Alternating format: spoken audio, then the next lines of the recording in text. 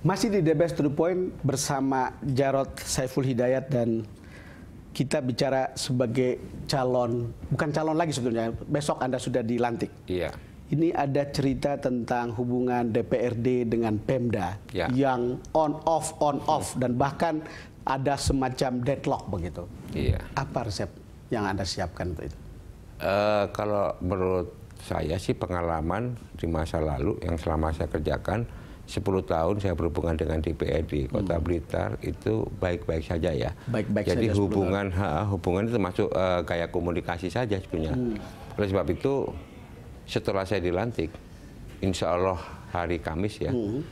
Setelah itu saya akan sowan lah, kulon permisi kepada seluruh pimpinan DPRD, ketua-ketua fraksi, kita ajak berbicara yang dari hati ke hati.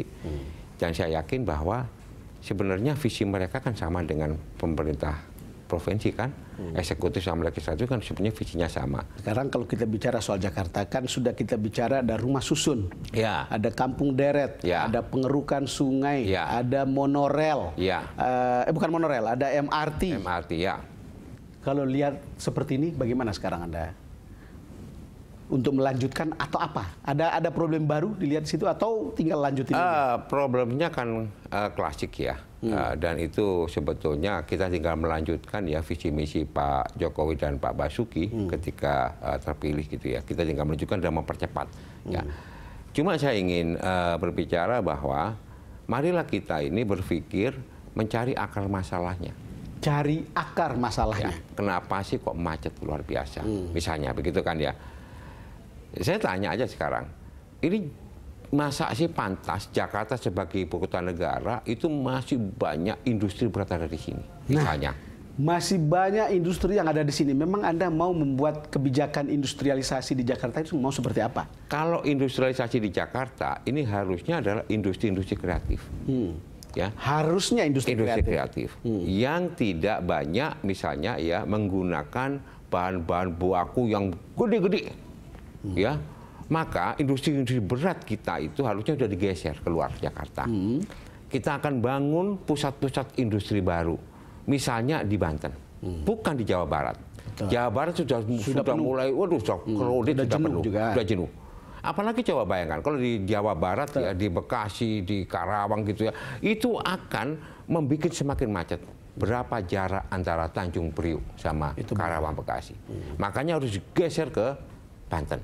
Oleh sebab itu pengaruhnya adalah dengan adanya industrialisasi di sana, ini ada pusat pertumbuhan baru. Dan itu akan menjadi semacam filter supaya tidak terjadi urbanisasi langsung ke Jakarta. Gitu Bang Don. Saya dengar itu gagasan yang juga diinginkan oleh Jokowi maupun Ahok sebelumnya ya. Betul. Dan apakah itu akan berpengaruh pada cara Anda mereka memberikan izin untuk mendirikan industri tertentu di DKI? Iya dong. Kalau industri berat jelas saya pikir tidak mungkin lagi di DKI ya. Tidak mungkin lagi. Bahkan industri berat yang sudah ada aja kita akan geser. Misalkan kawasan Pulau Gadung, misalnya gitu ya.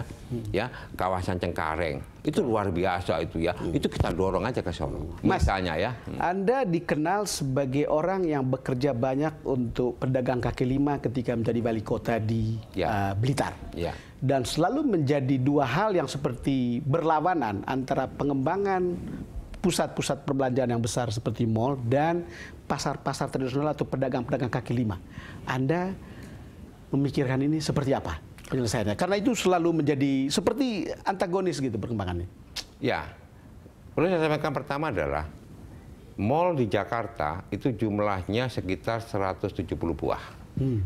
Dan itu menjadi rekor tersendiri karena terbanyak sedunia. Satu kota yang paling banyak mallnya itu Jakarta. Oke.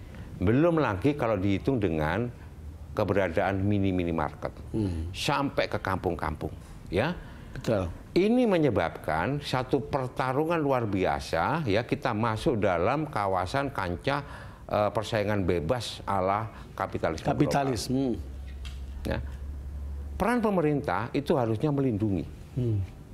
Melindungi pedagang kecil, pedagang kaki lima, pasar tradisional, ketika dia harus berhadapan dengan pengusaha besar yang luar biasa. Dan juga ujungnya menciptakan lapangan kerja. Nah, kalau pasar tradisional, PKI dan sebagainya, itu otomatis padat karya.